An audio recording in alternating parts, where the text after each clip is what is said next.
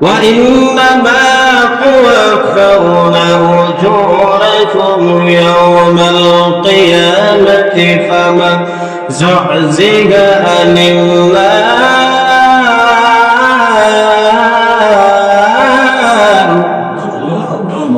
আল্লাহ জানাইয়া দিলেন যাদেরকে জাহান্নাম থেকে দূরে রাখা হবে, যাদেরকে কোন দিকে জাহান্নাম থেকে দূরে রাখা হবে, আর যাদেরকে ওয়াদখিলাল জান্নাতা ফাকাদ ফাজ, যাদেরকে জান্নাতে প্রবেশ করানো হবে।